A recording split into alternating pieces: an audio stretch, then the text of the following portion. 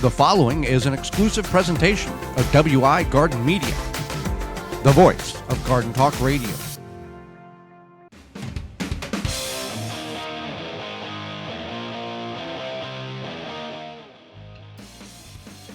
Coming up on the program today, it's about products that we wouldn't use in our garden and why, as well as what to do with all that zucchini that's coming out of your garden. And our guest will be author Jennie Romer, and we'll answer your garden questions. The hour is full. Let's start right now. You are listening to the most informationally packed hour of garden-focused radio in the country and on the internet with your host, husband and wife team Joey and Holly Baird. This is the Gardening with Joey and Holly radio show.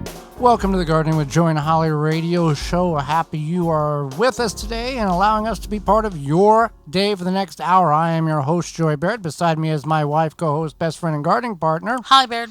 This program is for you, about you, to help your garden grow better, to maintain your landscape, grow healthier trees, make your grass look greener, as well as preserving what you grow.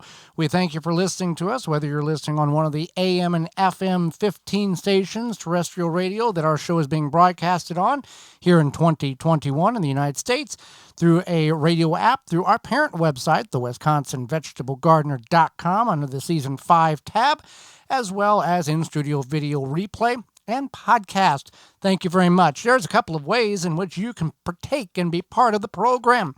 You can send us an email to gardentalkradio@gmail.com. That's gardentalkradio@gmail.com. Or if you'd like to speak with us directly, you can put your fingers in your phone and dial toll-free, coast-to-coast, 1-800-927-SHOW, S-H-O-W, or if you want some numbers, you got 1-800-927-7469. Big show lined up for today, and we'll get right into it with products that we would not use in our garden. We'll clarify that. These are items that we do not use in our garden.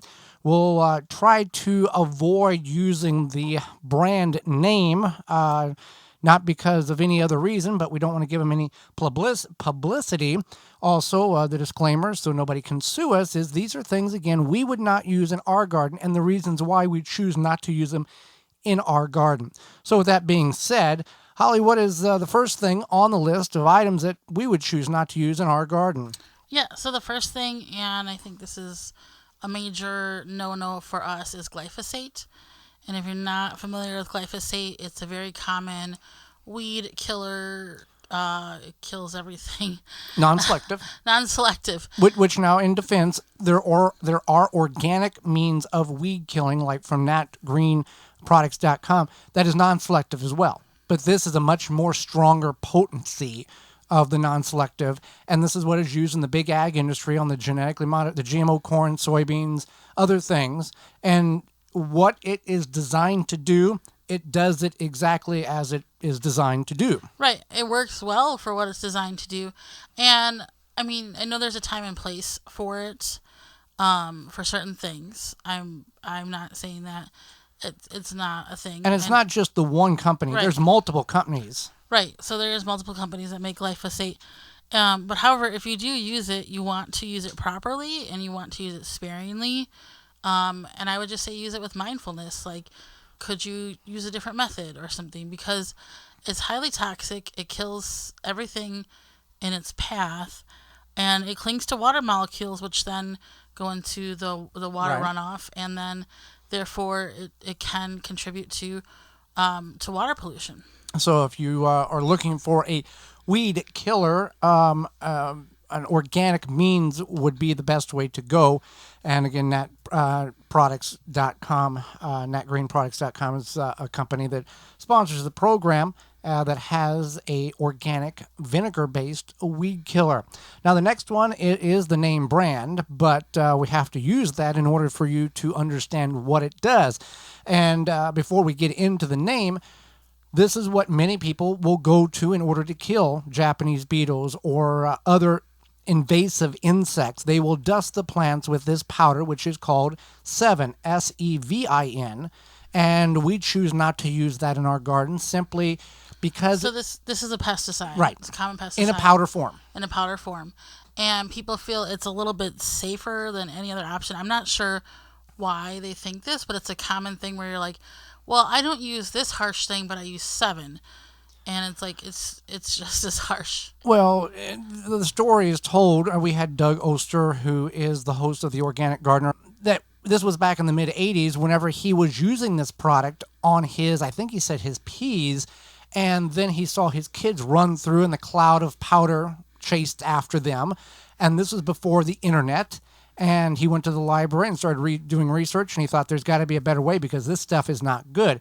It's a neurologic pesticide. It's a neurological toxin that. So essentially, it can get into your central nervous system and cause issues. So if your children are running, and obviously he didn't know this, nothing against Doug Oster, but it's good that he looked into it. And if your children are running through your vegetable patch and this is kicking up into the air and they're breathing it in, it could cause problems. Well, yeah, you're putting it on the plants in order to mess up and kill the insects because it's got this potent toxicity that's designed for.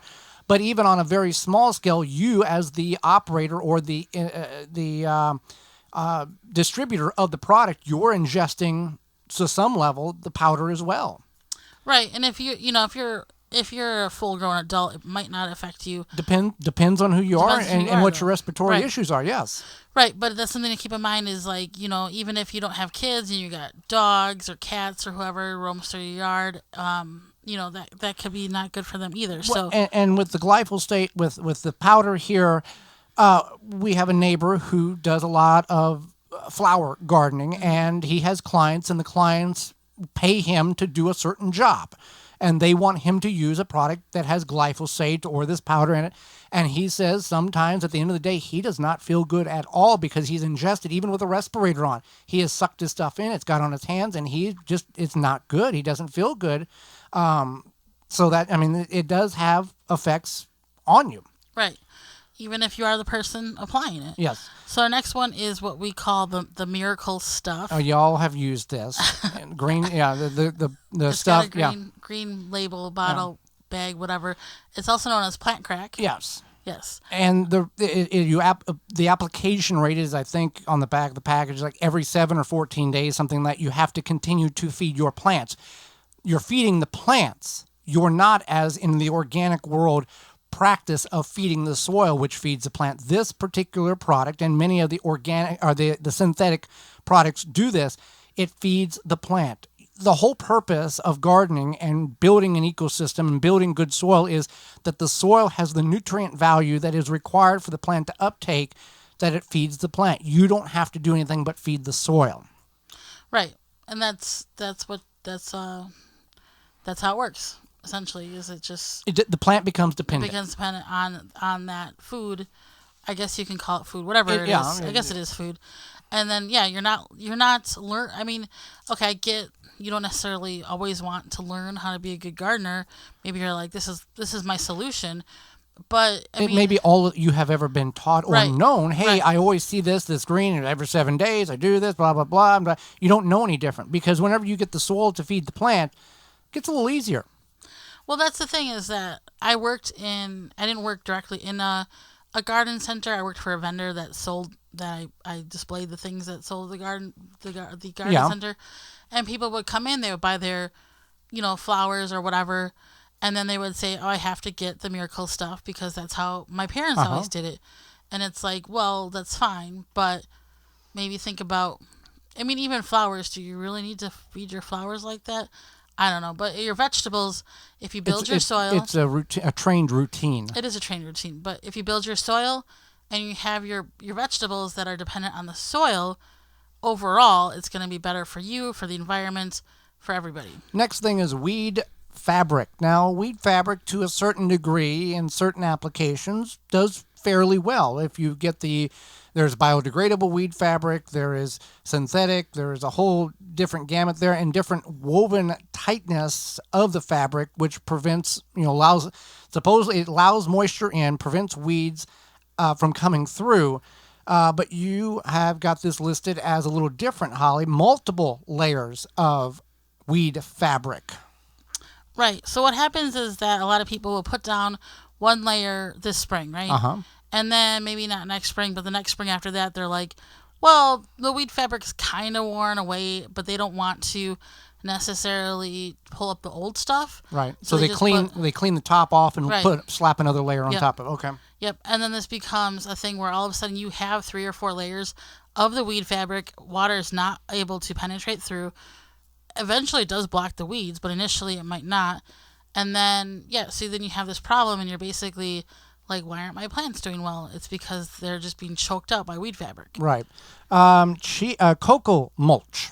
This is very popular. It's got a very chocolatey, nice aroma to it. And it's pretty. Yeah, It it's looks pretty. really nice. It makes the colors pop because it's a very dark. There's 2 brown. problems with this. One is it can develop mold very easily, and 2, the fragrance, the flavor, the smell attracts pets. Right. So that's one thing, is it does attract pets. The second thing is that when I worked for our neighbor who does the gardening, and I would apply this, and then I would be covered in this brown powder, Like cocoa powder. essentially. Yeah, what it is. Which you could breathe in. So if you don't have pets, chocolate is toxic to cats and dogs. So if you have pets, I would highly recommend not using this, or maybe if you want to use it in an area that they don't go to. But you could breathe it in, so you may need something like a face mask or something to help prevent. We all have those. Yeah. We all have those. Those are easy to find. Another one is, in 10 years, that'll be funny. Peat pellets is I hope in 10 years it's funny. It'll be fine. Peat pellets are another one that we do not recommend using. We recommend using the Rootmaker starter trays, rootmaker.com, coupon code radio21, save 15% off everything on the website. But the purpose of the expandable peat pellet is supposed to be the convenience factor. All right. So if you're not familiar with what a peat pellet is, it's also sometimes known, I think, as like a Jiffy pellet or something. Yeah, that's the name brand. Oh, of that's it. the name brand. Yeah. No, that's fine. I thought that was a generic. So it's those little expandable things that look Multiple like sizes. Multiple sizes. They look like soil, like compacted, but it's not soil. It's essentially just peat moss. So there's a few reasons why we don't recommend it. One, you need to fertilize them, which isn't a problem. But what the problem is eventually your plants are going to outgrow them faster than maybe you think, faster than you want them to. Then you have to repot them. Yeah, your plants are growing. The seed coat has the energy in order to get it going for 3 or 4 weeks, and then it starts looking sad and gloomy, and you don't know what it is, so you keep putting the water to it.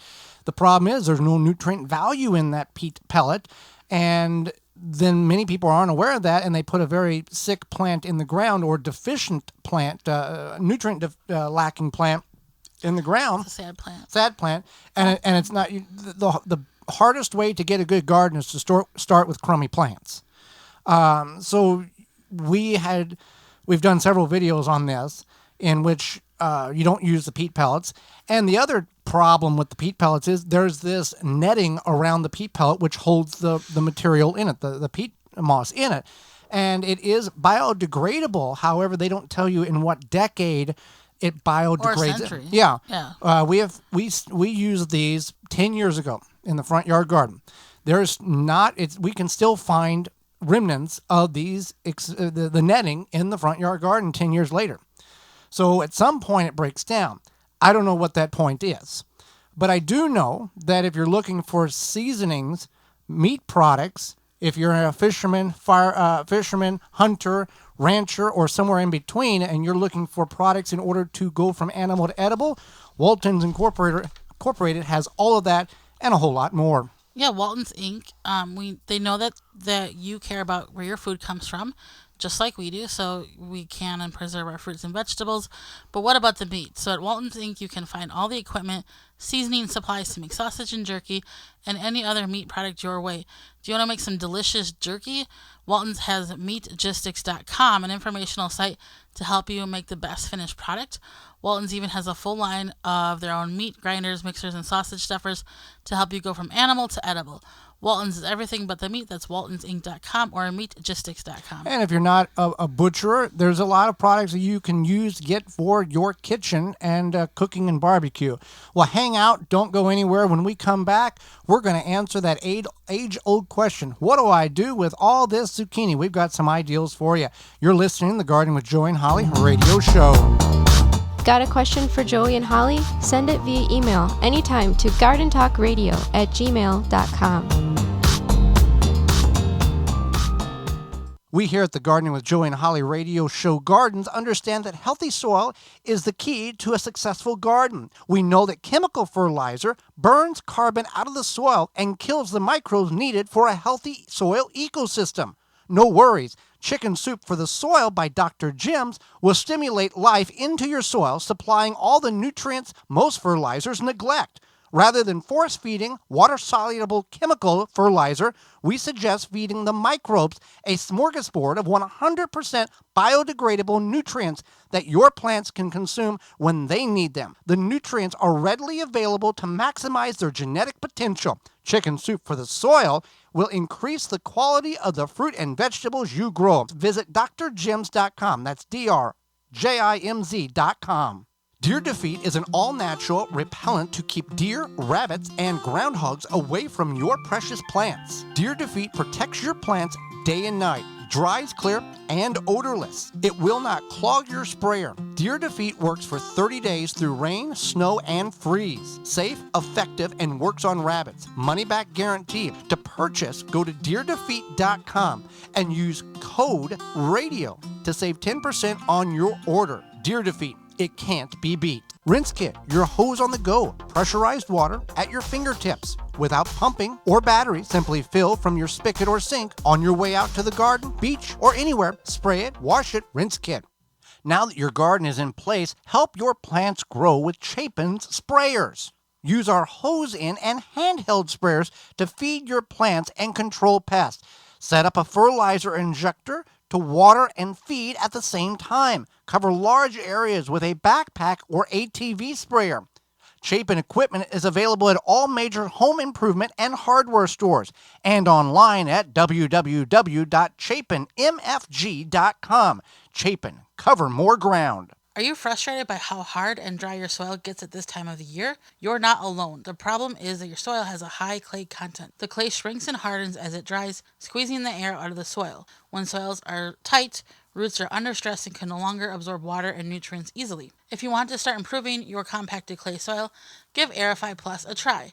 For 20 years, homeowners and landscapers have been using liquid Aerify Plus to aerate and bioactivate their soils. Aerify Plus contains a soil penetrant as well as a liquid humates and seaweed. Visit our friends at natureslawn.com to find out more about this amazing Aerify Plus product. That's natureslawn.com. CousinsCompost.com offers a full range of compost and vermicomposting supplies, including the new Royal All-Natural Worm Bedding. Shop Cousins Compost for composting worms, worm castings, indoor and outdoor worm bins, and compost bins. Use coupon code REDWORM21 for 10% off your order at CousinsCompost.com. Brought to you by Blue Ribbon Organics, providing locally made organic compost and soil blends for gardens, farms, landscaping, and more. Visit BlueRibbonOrganics.com or call 262-497-8539 to find their products nearest you.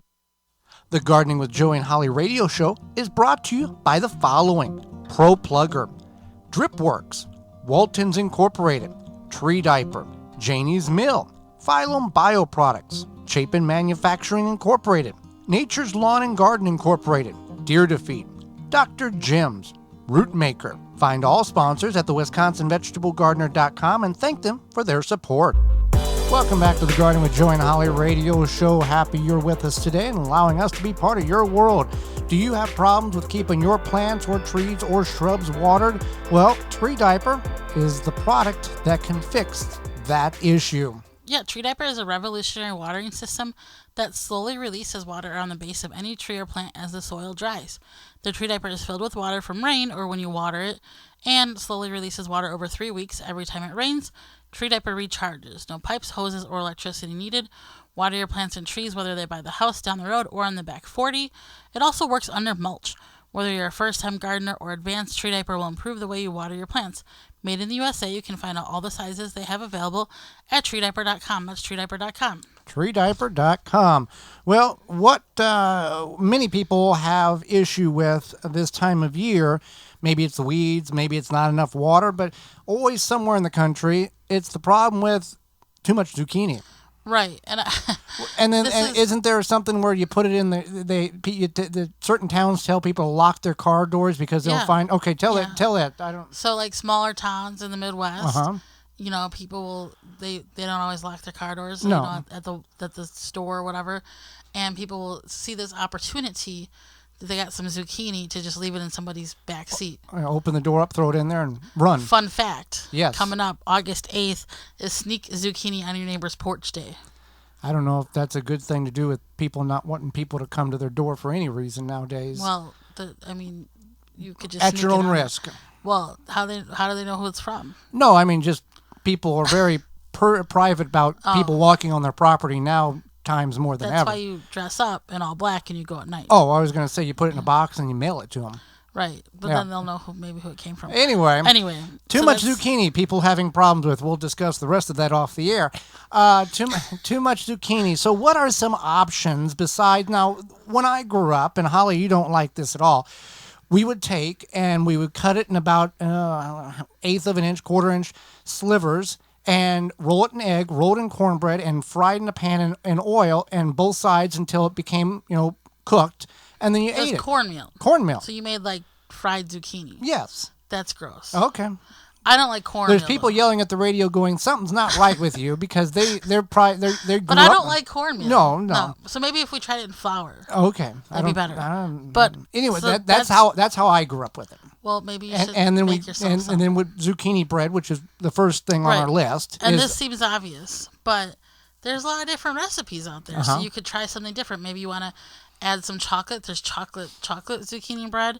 Because zucchini bread tastes exactly like banana bread. Pretty much. Yeah. If you try to substitute it, most people are going to go, oh, this is great banana bread. Yeah. Yeah, okay. But you could try like a cinnamon version. I made a lemon version once. Uh-huh. So there's different, there's different ideas. So don't, you might be like, oh, zucchini bread again.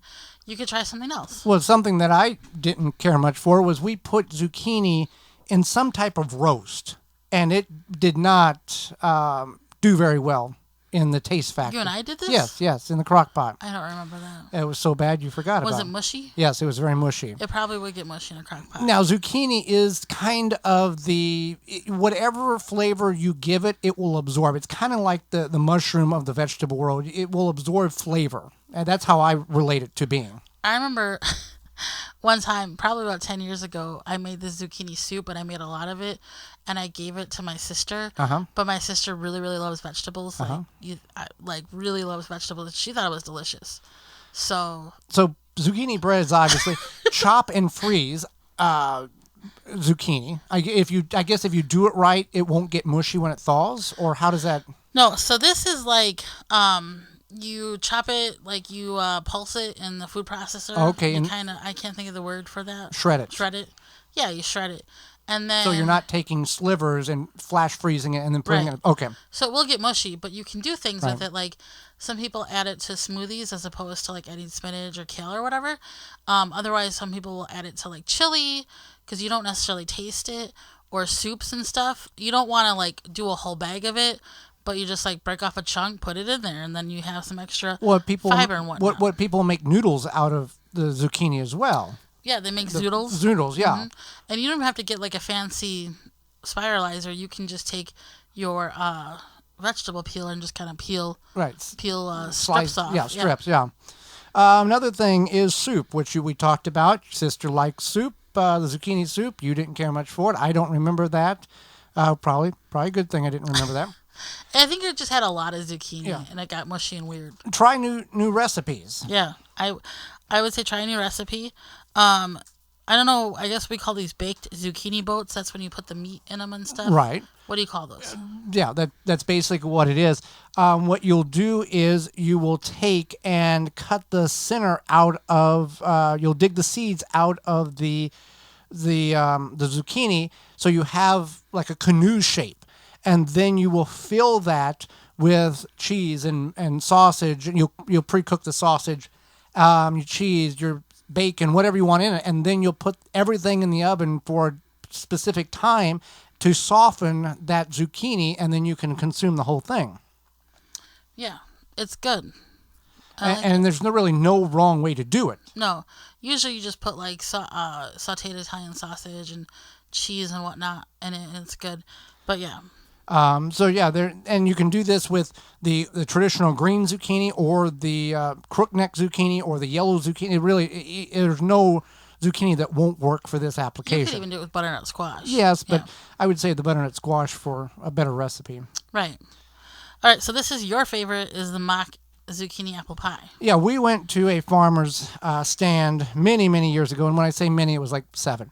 And this older lady, she was of age and of wiseness, and that's what I've been told you're supposed to have. Is the older you get, the smarter you get. Some people have failed to accomplish that mission in life. Anyway. She said that if you take and make an apple pie and do everything that you would do for an apple pie except for the apples and substitute the apples for zucchini, nobody knows the difference. I believe it. You're adding, okay, so you're going to obviously peel the zucchini. You're going to cook it a little bit. Deseed it. You're deseed it. Yeah. You're going to add some cinnamon. You're going to add some sugar. Some people add brown sugar to their apple pie. By the time you're done cooking all that, it's not really going to taste that much different. Why haven't we done this? I don't know. We've got the zucchini coming in this year. We can certainly try on a small scale to make sure that if we, No, we're going to make a big pie. Going to go big or not at all. 4 pies. 4 pies.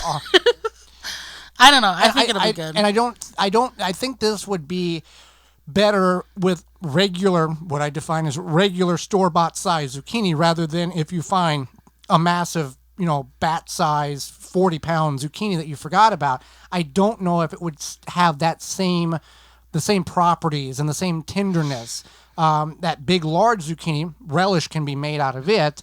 That's a good ingredient or good use for that big thing, rather than throwing it out, because it's very tough to try to gnaw through something that is 8 inches in diameter and 3 foot long. Listen, zucchini relish is delicious. Yes. And it's better than pickle cucumber relish. Right. And it's so worth making it. It's delicious. You don't even have to put it on anything. You don't have to put it on anything. No. And sometimes I feel like pickle relish is a little too tangy or something. I don't know. But zucchini relish is the perfect balance of tang and sweetness and deliciousness. So if you got a big zucchini that you pulled out of your garden and you're like, oh my goodness, what am I going to do with this? Look up a zucchini relish. It's on our website, thewisconsinvegetablegardener.com, and you can find the recipe there. We can blanch and freeze them, which is different than chop and freeze them.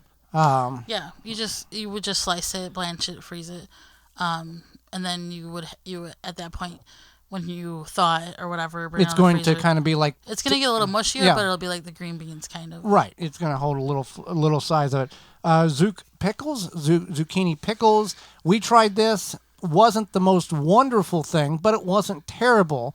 So you can make pickles out of the zucchini. I think it would be better if you did a refrigerator pickle, not the water bath. Can. Yeah. I know there's restaurants that will do that. They'll do the seasonal farm to table restaurants will do zucchini pickles, so you could probably find a little refrigerator pickle recipe online or something. We can dehydrate zucchini, which seems uncharacteristic, but you can dehydrate it and kind of make, to a certain degree, zucchini chips, and add your favorite seasoning to them prior to the dehydration, so the dehydrator process can pull that flavor into the actual slices of zucchini. That's an option, or you can dehydrate it to rehydrate it again for soups and stuff. Right. For easier storage. Yeah. And air frying, we can put them in the air fryer as is, or if you want to season them, you can throw them in the air fryer and kind of char them on both sides, or bake them on both sides to a certain level, and you're good with that. And then, as we spoke about, the relish is the real key. But here's the thing. If you like zucchini and these seem appealing to you, there are people that will be more than happy if you say at your ladies group or men's group or church or whatever, hey, if you got extra zucchini, I would like it. They're going to be dump trucks backing onto your property to unload the zucchini. It's funny because I had a coworker who was always looking for the zucchini because she ate it a lot, and then I think she had chickens or something that would eat the large zucchinis, but yeah, she had no shortage of zucchini. I'll tell you that much. But yeah, it's one of these crops that you plant one, you're like, I should plant, and then you plant 6, and you're like, too much. But having a problem of too much is better than having a problem with, I wish I would have had 3 more plants. So something to keep in mind whenever you are looking for options to get rid of or utilize the zucchini in which you have on your property.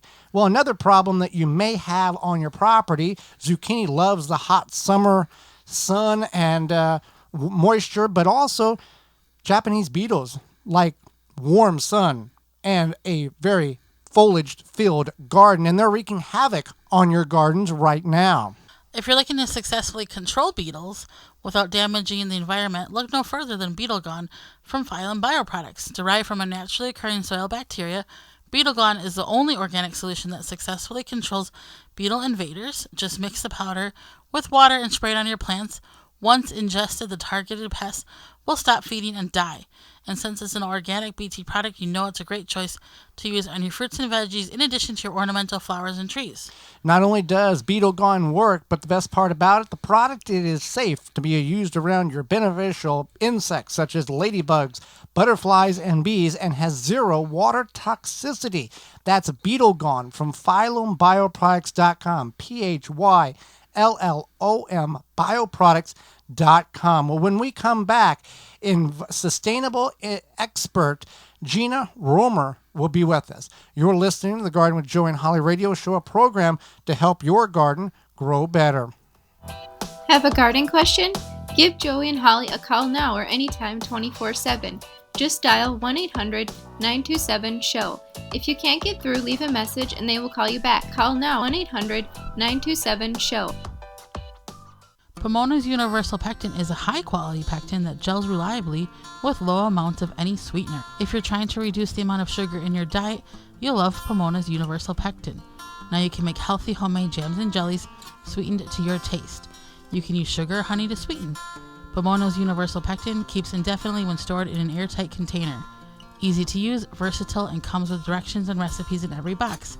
Find out more and where to buy at PomonaPectin.com. Also available at natural food stores and online. Straight from the farm, fields, and briar patch, Piper and Leaf Artisan Tea is a tea like you've never imagined it.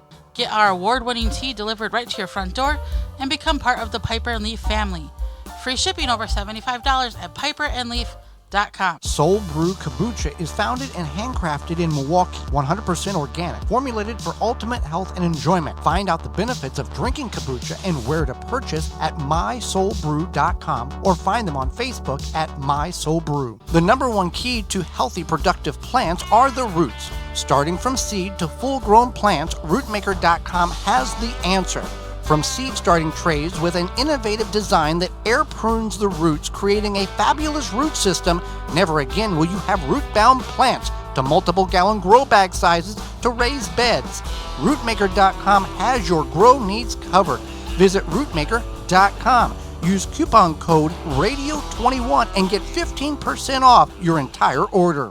The Gardening with Joe and Holly radio show is brought to you by the following: Simply Earth, Seed Savers Exchange, Quick Snap Sprinklers, Water Hoop, Timber Pro Coatings, Bloomin' Easy Plants, Pomona Universal Pectin, Ivy Organics, Tiger Torch, Happy Leaf LED, Seedlink. Find all sponsors at the WisconsinVegetableGardener.com and thank them for their support.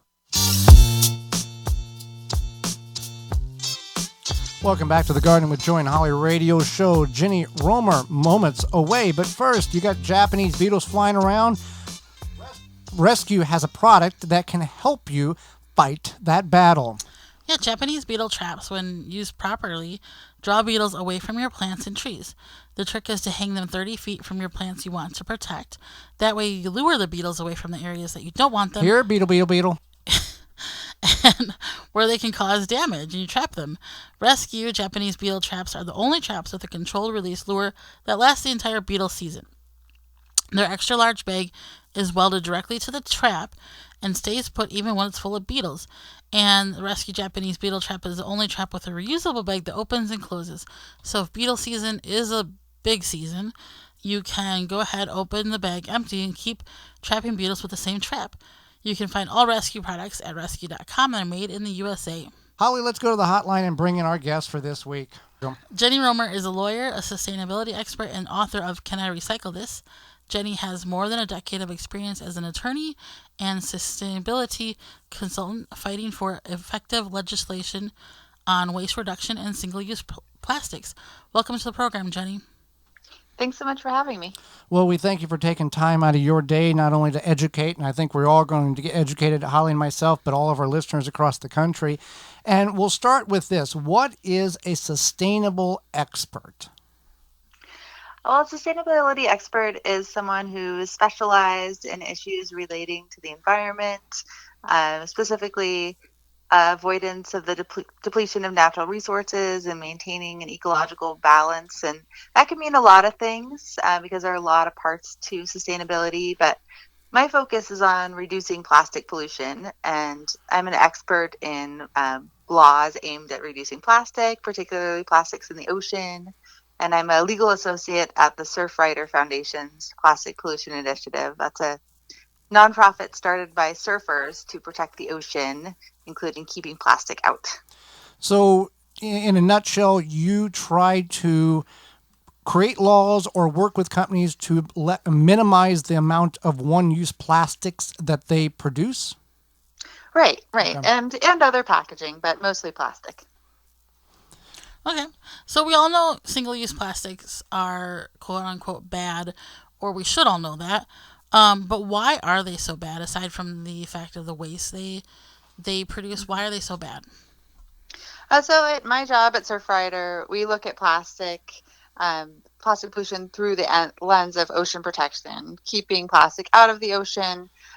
It's not only bad for the animal, the ocean life, but microplastics plastic degrades into smaller and smaller bits, and it can be ingested by animals and then kind of make its way up the food chain to humans. But then plastic is really harmful throughout its life cycle to the environment and to human health. So from where it's extracted, with fossil fuels are extracted, all the way to disposal, where a lot of the time plastic ends up in our environment. There's greenhouse gases and issues at every step.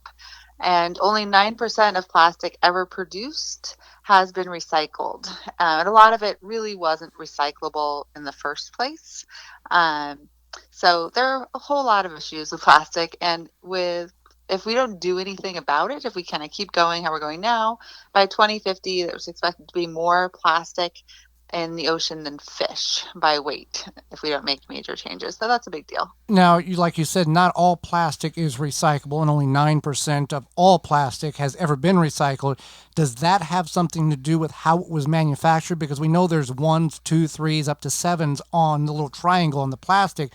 Does that have anything to do with the lack of recyclability and only 9% being recycled? Yeah, that has a lot to do with it. So generally, the chasing arrows, the little symbol you see on the bottom of your plastic containers, those are resin codes. So there are 6 main types of plastic resins, and then number 7 just kind of means other. And generally, the lower numbers tend to be a more recyclable type of plastic. So number 1 and number 2 bottles and jugs are there's the most market demand for those. Recycling is a commodities market, and it doesn't really work unless there's some manufacturer who wants to buy that material to turn it into something else. So number 1s, number 2s are valuable. Companies want to buy those. Number 2 bottles and jugs are worth about $1,000 on the commodities market. But the other stuff, the kind of number 3 through 7, we call them, all that other plastic is really low value, and companies don't generally want to buy those, particularly number 6. It's polystyrene. And that's something that really we don't manufacture things domestically here. Our companies aren't buying that and making new stuff out of it. So I really want people to think of recycling a little bit differently and not just kind of think all plastic is the same and put it all in your bin and not really think about it, but pay a little bit more attention. But I don't want to put it all on the consumer, the individual. It really needs to be companies that are making this stuff thinking about it a lot more on their own and also through policies. And kind of basically like anything in life, it's a money game. If there's money to be made, they're going to make a move and recycle it to make more money. If it's not, they're going to kick to the side and go with something that can make them money. Yeah, and so right now, municipal recyclers, so those are, your city government or the company that picks up your recyclables, they're getting a lot of that low value stuff that isn't worth anything. And so that's a big problem for recycling because it doesn't really work if it's not worth any money. But most people don't really think of it. They just think of recycling as more of a kind of a do-gooder activity rather than something that's really a commodities market. And so I think that's just a shift in how we think about these things. Yeah, that's definitely very important for people to keep in mind. So, why don't you tell us about your work in reducing single-use plastics from more of like the legal, legislative points of view? Sure. So I started with this back in law school in San Francisco, about almost 15 years ago. And at that time, San Francisco was passing a plastic bag law.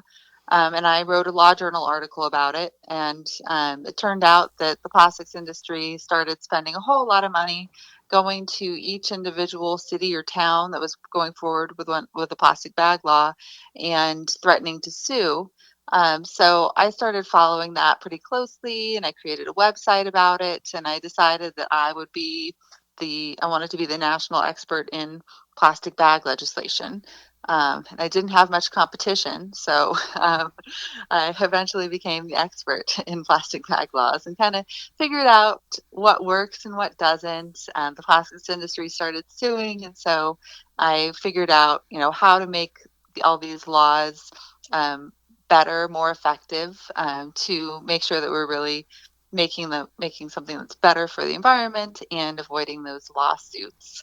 And so now I work as an attorney for the Surfrider Foundation, and I work not just on plastic bags, but on foam foodware, reducing straws, like making them upon request, so you don't automatically get them all the time, and things like bottle deposits. And now we're talking about policies that go beyond just kind of those individual items, and talking about policies requiring that manufacturers pay for at least pay for the recycling and the disposal of that single-use packaging. So that way they have to take some accountability and start making that out of using less material and making that packaging out of material that's actually recyclable so that it can be recycled.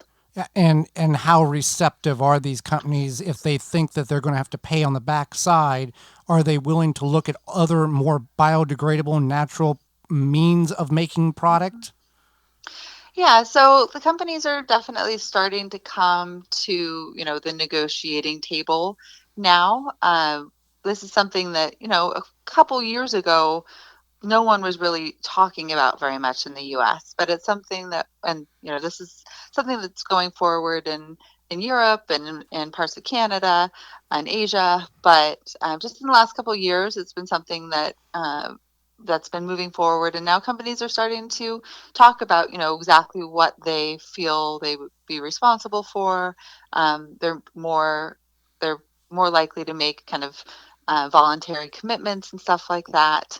But just this month, the state of Maine adopted the first, we call it extended producer responsibility, or EPR. It's kind of a wonky term, but we call it EPR for packaging. So that means that those manufacturers will pay for at least part of the recycling and cleanup and disposal.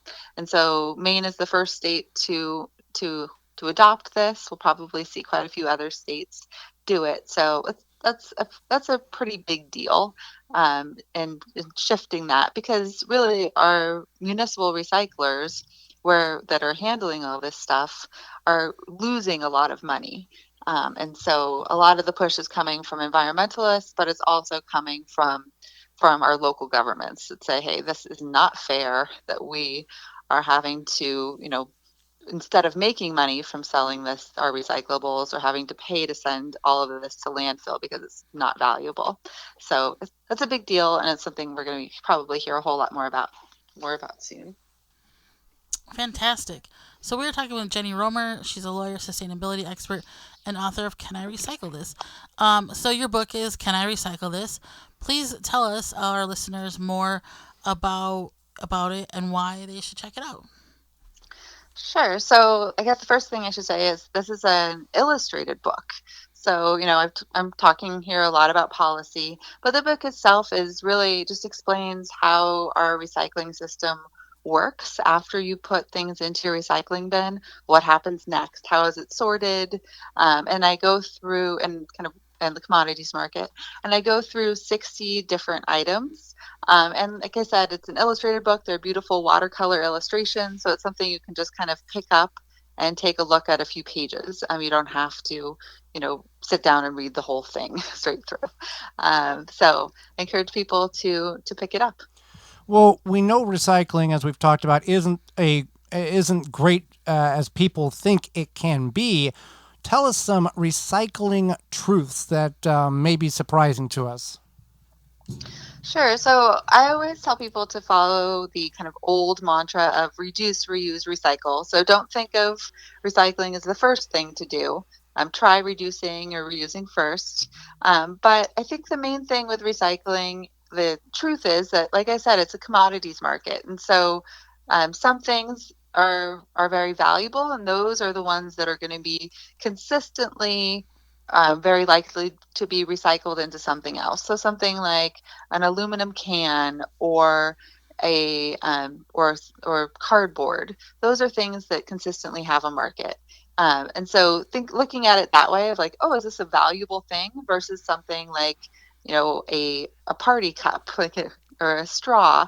Those things are not going to be recycled into something else, unfortunately. Well, and we've all gone to stores, and Holly and I are guilty of this. These single-use plastics are made for and wrapped around products that nobody in the world needs, and we buy because that's cute or whatever. It's stuff that never should have been made in the first place. Right. And so hopefully with these EPR for packaging laws, right now there's really no incentive for a manufacturer to just not use the cheapest available packaging and to wrap everything in plastic. So hopefully we'll see those, put some disincentives in place, and make it easier. And also to not get everything wrapped in packaging. But also I really want to see a shift towards refill and reuse. So to be able to walk into the store and purchase items, bringing your own bag or jar, and make it easier. So a lot of people do that at co-ops, but making it much more mainstream. Make it a habit, not a problem, or a whatever. Like, oh, I got to do it, but make it a habit. Like, oh, I get to do it. Yeah. I want to shift that mindset a bit. And it shouldn't be our fault. We shouldn't have to go out of our way to try to do these things. It really should be something that's coming from the manufacturers and having a better system for us. I certainly agree. So that being said, I mean, I know like Joey and I both use a lot of reusables, whether it be water bottles or coffee cups or coffee mugs, whatever. So you talked about the number 3 through 7. What are things that we could make easy shifts in our lives where they are reusable and help reduce those higher number plastics? Yeah, I think one big thing is food containers. So a lot of people get takeout food, and a lot of takeout food containers are not recyclable. And so trying to what I try to do is to bring my own container, and if a restaurant will let me, and and have them put my food either on their plate and I slide it into a container, or have them put it in the my container themselves. or just doing things like, avoiding as much single-use plastic as you can. So it sounds like you're already doing the bags and bottles and cups, but I try to carry around my own fork, little utensil set with me, because utensils really have a hard time, but they can't make it through the sorting machinery, and they're generally made out of number 6 plastics. So that's something that's not going to be recycled, and we can, that's the next thing to try to avoid on my list. That's definitely, I'm sure, something that a lot of people have not thought about is, their to-go waste with the forks and spoons and whatnot. Well, Jennie, we really appreciated having you on the program. How can people find out more about you and your work? Well, you can go to my website, jennieromer.com, or canirecyclethisbook.com. You can also check out surfrider.org. Well, and Jennie, thanks so much for having me. Absolutely. A lot of knowledge you've dropped on us, that things that many people may have thought they knew or had heard in passing, but never put much thought to it. Yeah. Well, definitely check out the book. I try to make it as approachable as possible and actually a little bit fun to learn about recycling. Absolutely. Well, Jennie, we thank you for your time. Okay. Thanks. And when we come back, it's going to be your garden questions, our garden answers. This is the Garden with Joy and Holly radio show. Got a question for Joey and Holly? Send it via email anytime to gardentalkradio@gmail.com.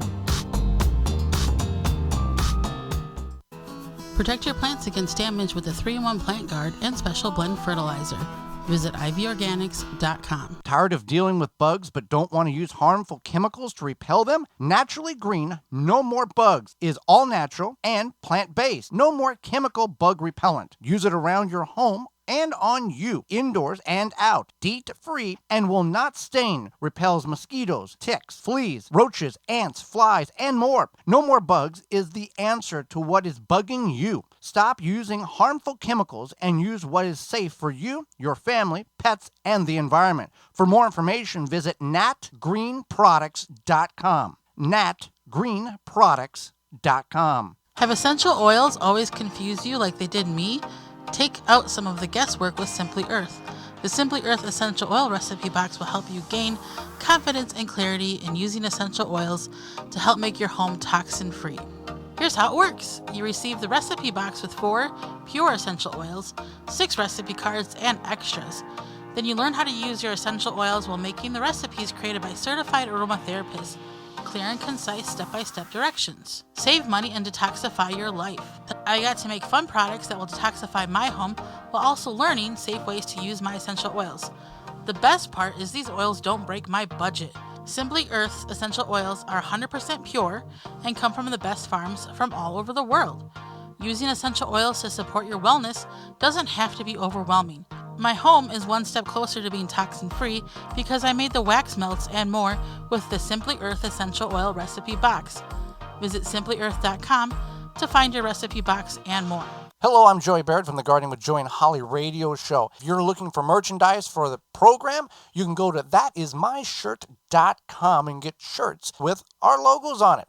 If you'd want to go a different route, they have a lot of comical, logical, and witty sayings on shirts that you can wear that makes a statement. From valedictorian from Common Sense University to I Heart Compost to Don't Be Just Average Today, and a number of other great sayings. It all can be found at thatismyshirt.com.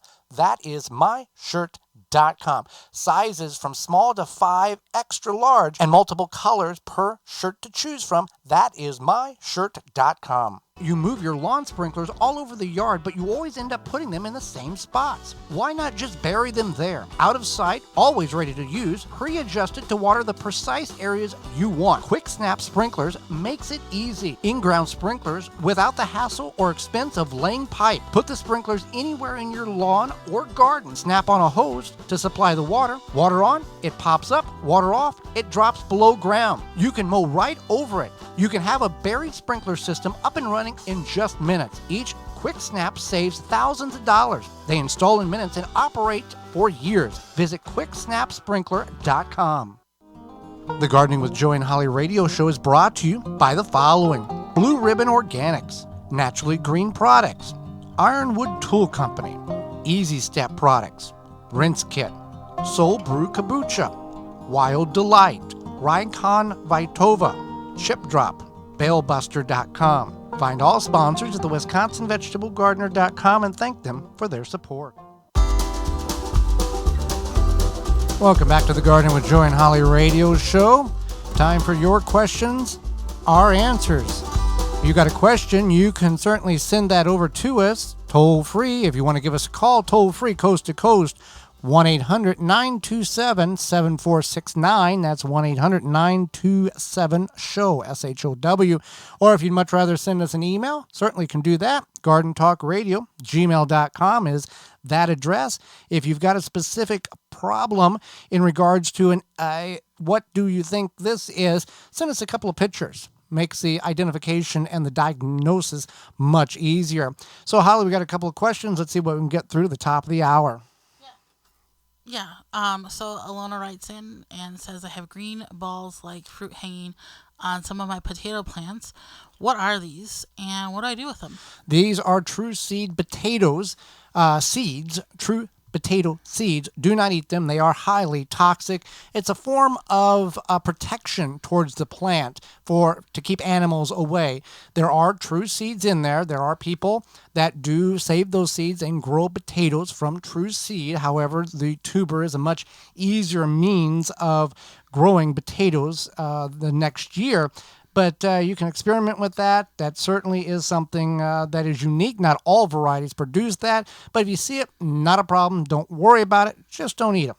A couple canning questions came in this week, Holly. This is from a recipe I used, and I forgot to add salt. I made pickles. It said to add salt, and I should have tried to, but I just didn't. Let's redo that one. Just say I made cucumber pickles and I forgot to add salt. A couple kind of questions came in. One here. I made pickles the other day and I forgot to add the salt as the recipe required it. Can I go back, pop the lids, add the salt, and recan it? Or what's the best method to fix this problem? Thank you. Sure. So after I asked a couple more questions, it turns out that they were like a small batch of pickles.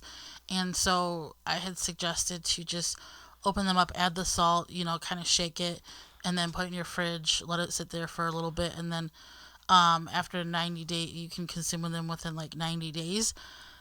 Because otherwise, if you do make this mistake and you make a whole batch of pickles, I don't know if the salt, not having the salt will affect the flavor because you have the vinegar and the other flavors, but reprocessing pickles is not good.